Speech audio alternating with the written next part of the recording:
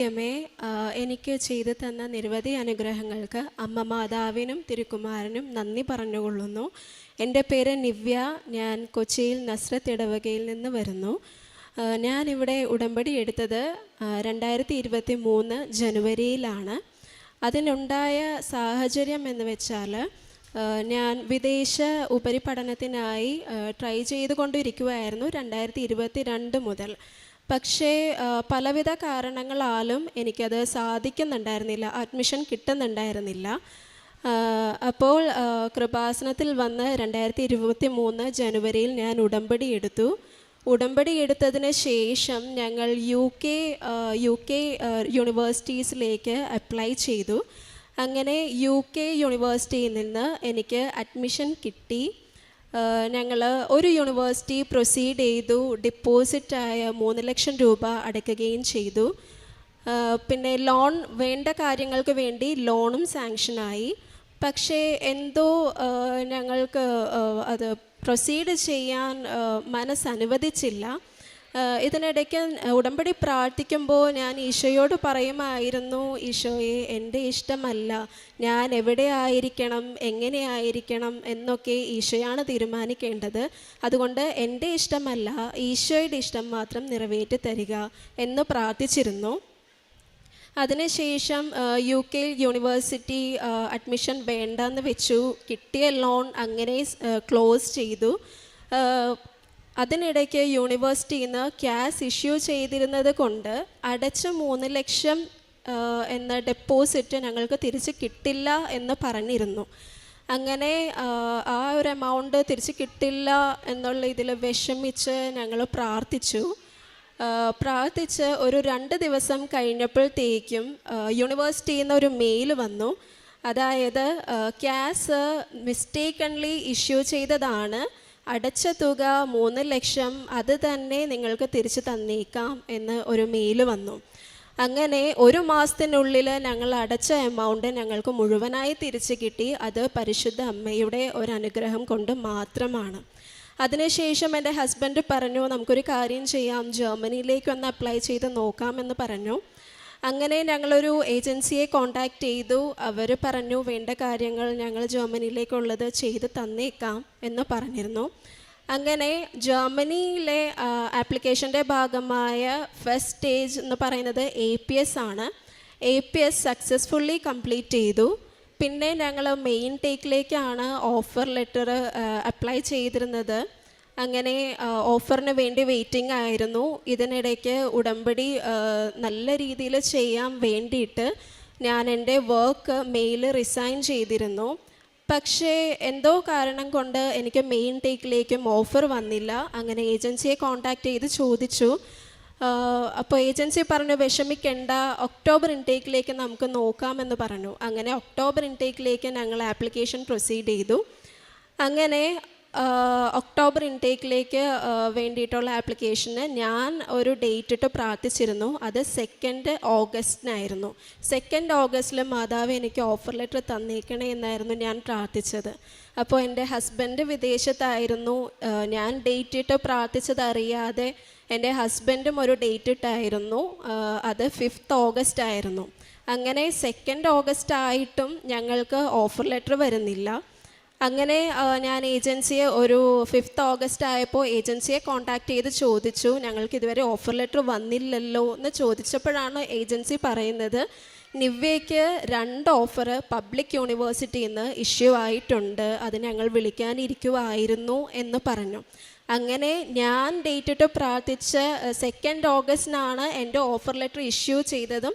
എൻ്റെ husband date ഇട്ടത് 5 ഓഗസ്റ്റിനാണ്. ആ 5 ഓഗസ്റ്റിന് എനിക്ക് എൻ്റെ ഓഫർ ലെറ്റർ കയ്യിൽ കിട്ടുകയും ചെയ്തു. അങ്ങനെ ഞങ്ങൾ ആപ്ലിക്കേഷൻ അതിൽ നിന്ന് ഒരു യൂണിവേഴ്സിറ്റിയിൽ നിന്ന് ഉള്ള ആപ്ലിക്കേഷൻ ഓഫർ ലെറ്റർ പ്രൊസീഡ് ചെയ്തു. അങ്ങനെ ഞങ്ങൾക്ക് ബ്ലോക്ക്ഡ് എമൗണ്ട് കാണിക്കാൻ വേണ്ടിയിട്ട് വേഗം തന്നെ കോപ്പറേറ്റീവ് ബാങ്കിൽ നിന്ന് ആപ്ലിക്കേഷൻ കൊടുത്തു. അങ്ങനെ ലോൺ സാങ്ഷനായി. ഞങ്ങൾ ബ്ലോക്ക്ഡ് എമൗണ്ട് കാണിച്ചു. എനിക്ക് വിസയ്ക്ക് വെക്കേണ്ട ഡേറ്റ് കിട്ടിയത് 22 ഓഗസ്റ്റിനായിരുന്നു. പക്ഷേ APSൻ്റെ റിപ്പോർട്ട് ലെറ്റർ വെച്ചായിരുന്നു ആ ഒരു അഡ്മിഷൻ എടുത്തിരുന്നത്. എന്നാൽ എംബസി എന്നുള്ള അപ്ഡേറ്റ് കാരണം APS സർട്ടിഫിക്കറ്റ് വെച്ചെടുക്കണം എന്നുള്ള എംബസി എന്നുള്ള അപ്ഡേറ്റ് കാരണം ആ 22 ഓഗസ്റ്റിലെ അഡ്മിഷൻ ക്യാൻസൽ ആവുകയാണ് ചെയ്തത്. പിന്നീട് എനിക്ക് കിട്ടിയത് 2 മാസം കഴിഞ്ഞിട്ടാണ്, 24 ഒക്ടോബറിനായിരുന്നു എനിക്ക് അഡ്മിഷൻ കിട്ടിയത്. അങ്ങനെ അതിൻ്റെ ഇടയ്ക്ക് ഉടമ്പടിയിൽ തന്നെ ശക്തമായി നിലകൊണ്ടു പ്രാർത്ഥിച്ചിരുന്നു. അങ്ങനെ 24 ഓഗസ്റ്റിന് വിസയ്ക്ക് വെക്കേണ്ട ഡേറ്റായി. ബാക്കി എല്ലാ ഡോക്യുമെൻസും എൻ്റെ കയ്യിൽ റെഡിയാണ്. പക്ഷേ എൻറോൾമെൻറ്റ് സർട്ടിഫിക്കറ്റ് മാത്രം കിട്ടിയിരുന്നില്ല. എങ്ങനെയാണെങ്കിലും വിസ കിട്ടി നമ്മൾ അവിടെ ചെല്ലുമ്പോഴത്തേക്കും എൻറോൾമെൻറ്റ് സർട്ടിഫിക്കറ്റ് ഇല്ലെങ്കിൽ നമ്മൾ പോയത് വെറുതെ ആയി പോകും. എങ്കിലും ഞാൻ വിശ്വാസം കൈവിടിയാതെ ശക്തമായി തന്നെ പ്രാർത്ഥിച്ചു. എൻറോൾമെൻറ്റ് സർട്ടിഫിക്കറ്റിന് വേണ്ടി ശക്തമായി പ്രാർത്ഥിച്ചു. ഞാനിവിടെ അഖണ്ഡ ജപമാല റാലി കൂടിക്കൊണ്ടിരിക്കുന്ന സമയത്ത് ഏജൻസിയിൽ നിന്ന് എൻ്റെ എൻറോൾമെൻറ്റ് സർട്ടിഫിക്കറ്റ് അയച്ചു തന്നു. അങ്ങനെ 24 ഒക്ടോബറിന് ഞാൻ വിസയ്ക്ക് വെച്ചിരുന്നു.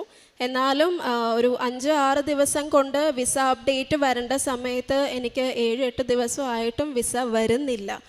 എന്തുകൊണ്ടാണെന്ന് ഞാനിങ്ങനെ ഏജൻസിയോട് ചോദിക്കുമ്പോൾ അവർ പറയും ചില സമയത്ത് അത് ലേറ്റ് ആവും, ചിലപ്പോൾ നേരത്തെ വരും, അങ്ങനെയൊക്കെയാണ് എന്ന് പറയാറുണ്ടായിരുന്നു.